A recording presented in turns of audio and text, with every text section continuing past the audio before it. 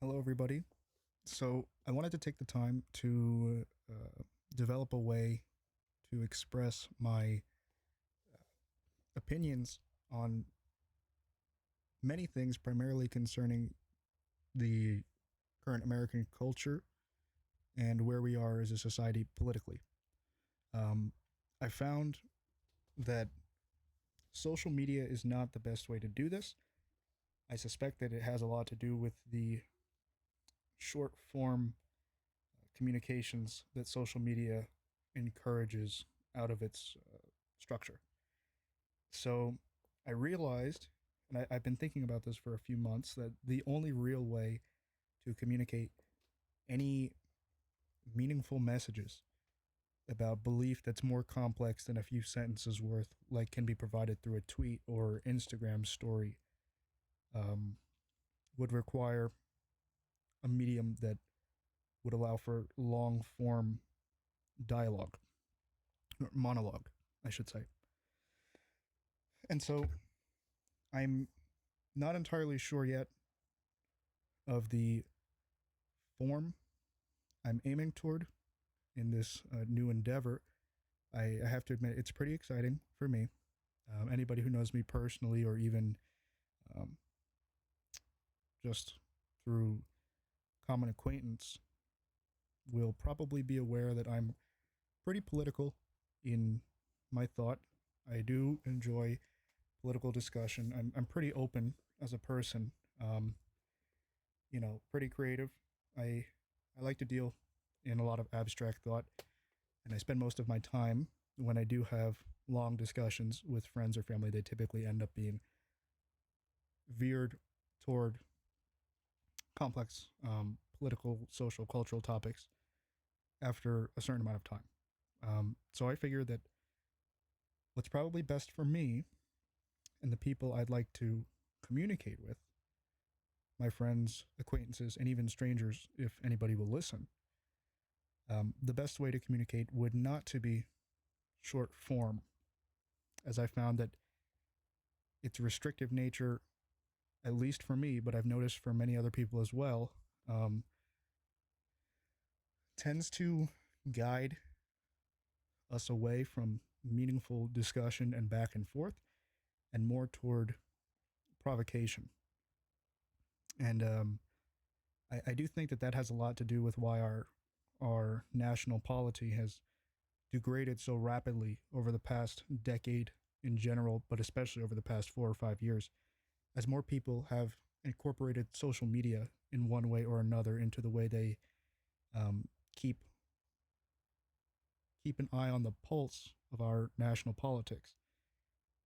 Um, they've grown more cynical and agitated by the other side, regardless of what side they're on, because what you see is the lowest common, uh, the I guess you would call it the lowest common denominator of any given belief system, right? So what I mean by that is you have diverse coalitions and belief systems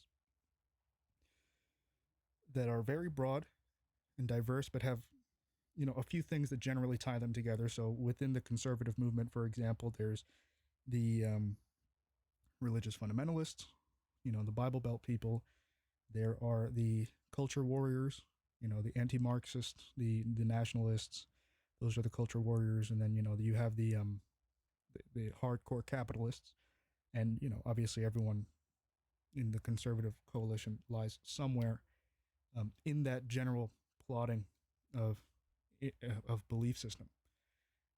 But because of that, what you can expect to happen on something like Twitter, a platform like Twitter, where you have, by the nature of a tweet, restricted character form of, I think it's like 140 characters.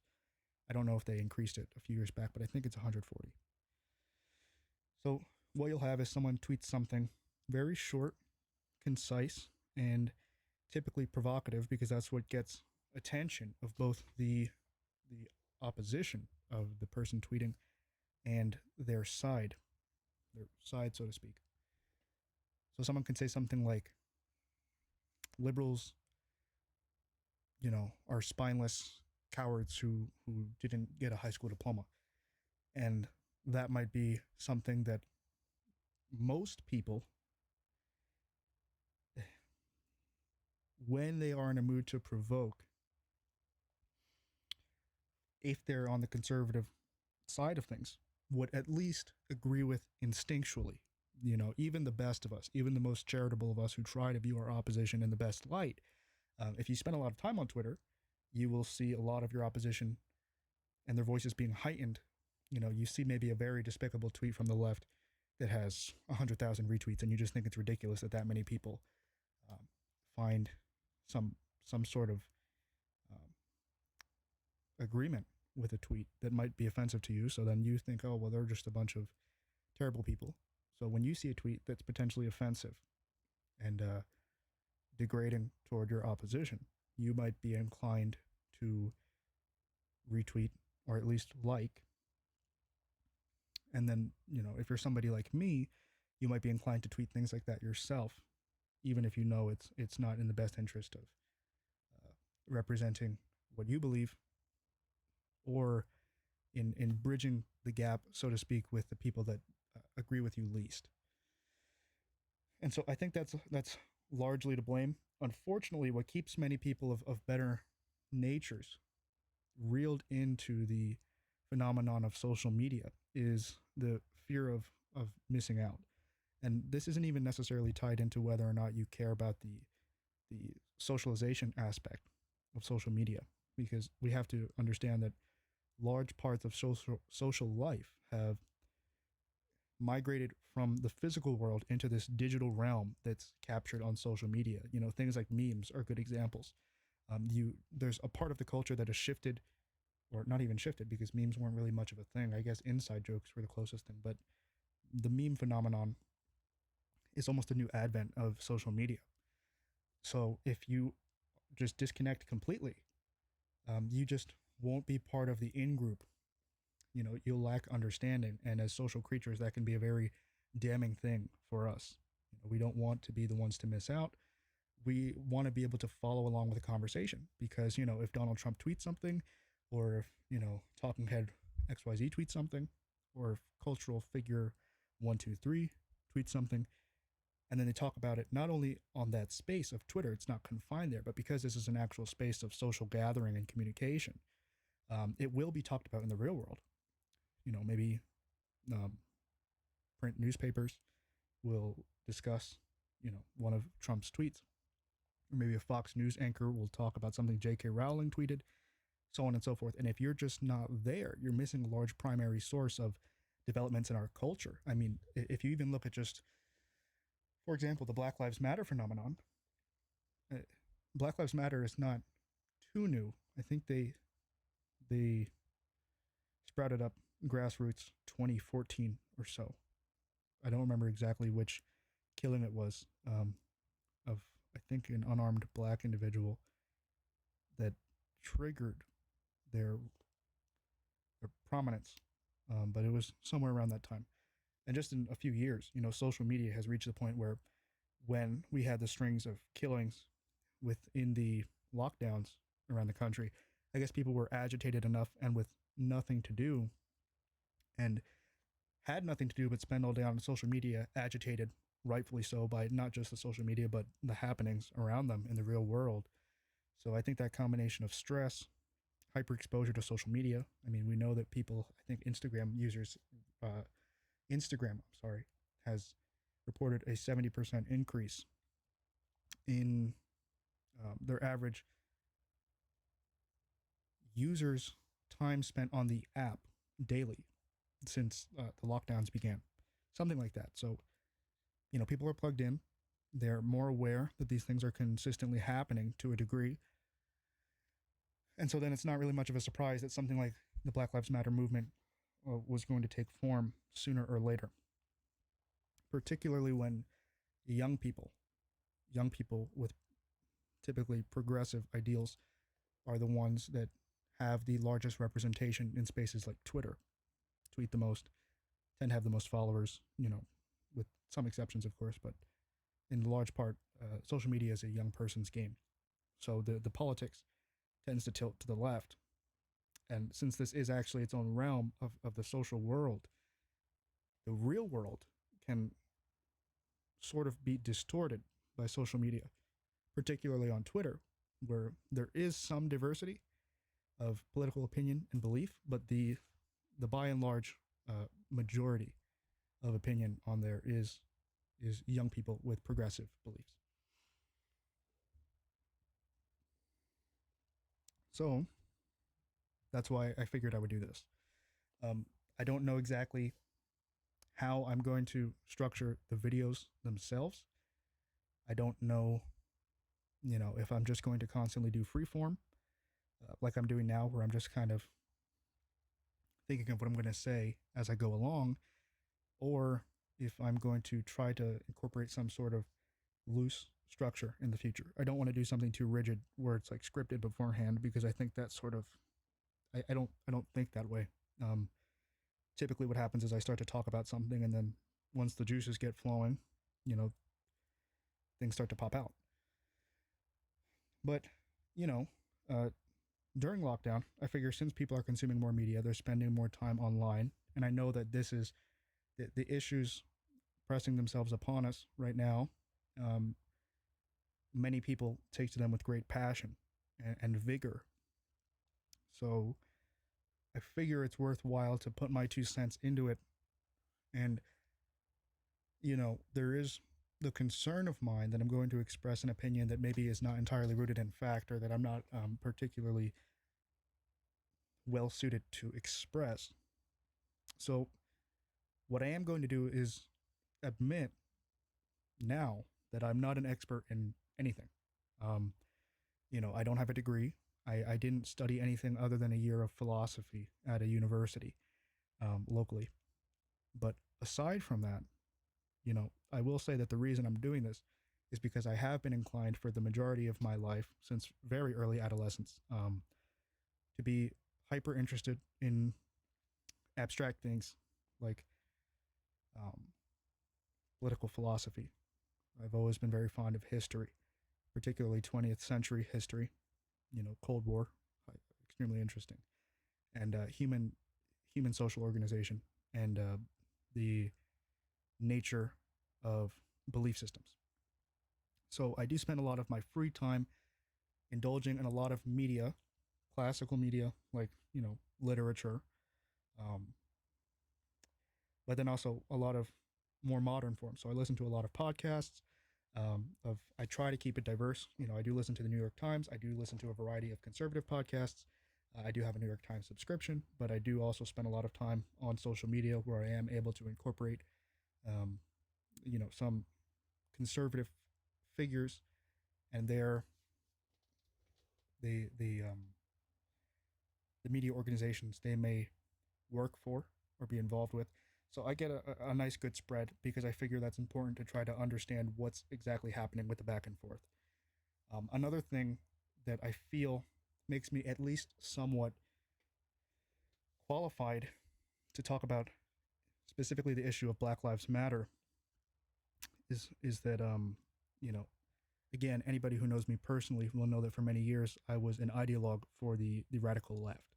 Now I'm not talking about the Bernie Sanders, Jill Stein, uh, Elizabeth Warren strains of soft electoral politics, light socialism that basically pushes us in the direction of the more conservative Europeans. Um, I'm talking Marxist, Leninist philosophy. Um, you know, not working within the realm of electoral politics, not having faith in liberal democracy, and being a staunch collectivist rather than an individualist, which is what I would certainly classify myself as now. Um, and that transition is one that I'll probably spend some time talking about in a future video, but I figure that it's worth mentioning, um, because I know that one of the fundamental claims that's being made about conservatives, and I am somewhat hesitant to label myself as a conservative, because I do think that that will be something that impresses upon people, some people, an opinion of me having certain beliefs that I don't think I would necessarily say that I hold. And I would like to give myself the opportunity to approach people in good faith and present myself as I see fit. But for all intents and purposes, I will say that in relation to the current Overton window, I guess, because there's been such a leftist push just in the past 4 months, or 2 months really, with Black Lives Matter. And I think the majority of Americans polling to support Black Lives Matter, that to me signals that the majority of America is now significantly to my left if they support half of the things that Black Lives Matter does, which would make me a conservative. Now, very specifically for a moment, I would say that I'm conservative insofar as I do want to conserve the fundamental structures of American society heretofore. Um, I don't think that I would say I'm very conservative. I, you know, I intend to vote for Donald Trump this November, and that is a fairly recent development. And I'm sure that many people who've known me for quite some time will be somewhat surprised by that. I mean, not if they follow me on social media, because I've made it pretty clear over the past several weeks that that is what I intend to do. But it's not exactly clear to me that that was something that was apparent or obvious even just a few months ago. Because, even up until I think a little before he dropped out, I was a Bernie Sanders supporter for several years, starting in, I think, 2015, when I became aware of his campaign and I was still in high school, um, up until like 6 months ago or something like that. But the reasons changed pretty drastically in the several years between those two time periods. And that is also something I'd like to discuss in a future video, because I think that the developments I've made personally has given me some insight, just by mere coincidence, with the timing of our shift in national politics over the past 5 years or so. It's given me some insight into what things might have affected me to cause me to shift my belief systems beyond just getting older. Because, I think when Bernie Sanders started running, I was maybe about 15 or 16, and I'm going to be 21 in about 4 days. So, um, you know, I just figure that there are things happening right now that could be nothing. I doubt it. My opinion is that, particularly the Black Lives Matter movement, is going to be something of lasting impact to this nation. And I am not at all convinced that that will be, at least for the most part, toward the betterment of our society. I do think that it has large potential to degrade our society and cause us to become regressive and devolve back into a state of multiple, how should I put this? To devolve back into a nation in which there is essentially intense rivalry and competition, not just between individuals, which I think is something a healthy society can garner productivity and maintain peace with, um, but intense rivalry and back and forth conflict between groups, identity groups, in particular racial groups. But it doesn't stop there. It's also because, okay, so I figure I might as well talk about this. Um, so I do want to make a long form video about just this topic, but I do figure that I do want to start this off on the right foot and essentially describe in somewhat short form why it is that I moved from being a Bernie Sanders supporter to a Trump supporter, And the reasonings behind that shift of mine personally have plenty to do with the shift our nation has gone through over the past 3 months or so with respect to the Black Lives Matter movement, and I think the significant cultural and political shifts it has indicated for us. So, as a background, I was a Bernie Sanders supporter originally because I was, like I mentioned, part of the hard left, and I saw him as somewhat of an acceptable compromise candidate that I will admit reeled me into a belief in electoral politics. Now, many people, when they're young, go through the stage of the devout socialist who believes they have a moral high ground over the corrupt capitalist society that surrounds them. And I find that many people in my peer group that I've known from high school and I've known for many years are currently going through that right now. Um, I understand very well where the appeal, the strongest appeals lie in that sort of thinking. The righteousness of being some sort of martyr fighting against a tyrannical and giant system, the constant pleasure of being able to claim that you have the moral high ground over nearly everybody around you, because you have a handful of niche facts that you exploit ad nauseum to people like a cat of nine tails. For example, bringing up the horrific history of um, racial violence in this country every single time someone points out a a an issue of modern fact for like black on black crime. Though that will quickly be dismissed by many people on the left, in particular the progressive, harsh left, the new left. Um, those things will be dismissed as racist talking points, dog whistling, and gaslighting is a word that's being used a lot. So, having started on the left, far to the left,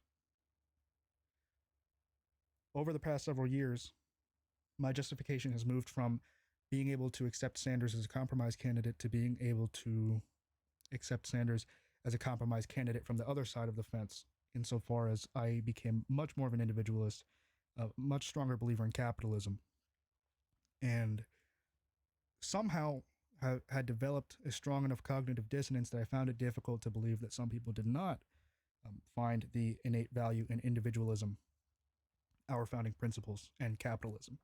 And that I figured that Bernie Sanders would be the best um, political mechanism by which to throw the lower classes of this country a bone, especially the younger people, to prevent them from wanting more drastic reform, right? So the idea was you give them Bernie Sanders, sure, sacrifice a little bit of individualism, government gets a little bit bigger. I'm sure some things will get mismanaged, but overall people will be a little bit happier. At least they'll be satisfied and they'll stop complaining.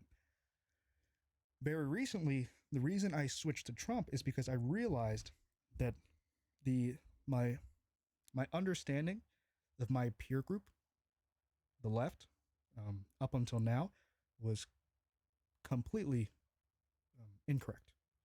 So I would say that I was much more of an individualist, like a classical liberal, at least over the past 3 years or so, at the bare minimum, if not longer. So, given that I was a classical liberal, meaning that I value individualism and see the government's purpose primarily to be a minimalist state that has a monopoly on force to basically protect my rights from other people infringing upon them. And obviously there's certain amounts of discretion in there depending on which classical liberal you ask. But basically, I saw the government as something to protect my rights, not to provide for me fundamentally, and not to try to socially engineer society. The government's job is not to decide how best to implement moral behavior in the society. The government's job is not to make and promote certain claims of values that are not necessarily entwined with political ends, right? So the government's job is not to talk about white guilt, not to, teach gender studies to first graders, things like that. And certainly, not to reach toward equity, which is something that many people who supported Sanders do believe fundamentally. This hard left that I've seen rise from the shadows, they're at a very pristine moment for gaining momentum right now. So the economic decline caused by coronavirus is a preface that is one that's easily identifiable if you look through the rise of leftist movements throughout history. Um, you know, you have economic despair that opens the door for political radicalism. I'm sorry, opens the door for political radicalization. Um, and that either usually skews far right or far left, and the far left is obviously collectivism, Marxism. And that seems to be what's happening now. Not so much on the basis of economic um, values, although those certainly have something to do with the level of agitation and frustration with the status quo that we see right now in the Black Lives Matter movement. That momentum has sort of been snowballed up into identity politics that claims that the United States has a foundational issue with the mistreatment of minority groups in this country, not just historically, but in a manner that is carried into modern day America, and therefore provides the groundwork of a justification for tearing the system down to the ground and rebuilding it. And this is what the weight and the meat of the far left is right now. That there is no saving America. America doesn't deserve to be saved. As a matter of fact, the most righteous thing you can do, if you actually care about justice, if you care about people, is to tear America down and do everything you can to work toward that end. And so once I realized that, imagine me, an individualist who believes in capitalism, who strongly believes in our founding principles, and knowing just about the past 100 years to a degree of detail, realize the pristine value of having a peaceful society that obviously has corruption, as all societies do, and does not always match its word of proclamations toward justice, as every society cannot always do, but fundamentally has really good bones and works really well. If you compare it to utopia, it's garbage. If you compare it to every single other society that exists now and has ever existed, it's doing pretty well. And to say that we should tear that down, I think, really pushed me away from the left completely. And the illiberalism that I saw on social media of not being willing to tolerate alternative viewpoints at all, especially with regard to the claims in the Black Lives Matter movement, made me realize that there was no longer space for people like me who believe as I do on the left. So that's all I'll say about that for right now. I am running out of time, I think, here, but I just wanted to make this introductory video. I think I should be expecting a better camera over the next few days. It's being delivered late, unfortunately. But when I do get that, I think the quality should be a little bit better than it is now. But for right now, I just wanted to make this introductory video to explain what I hope to create in this online space in the future. Thanks for taking the time to listen. I really appreciate it. I'll talk to you guys soon. Take care.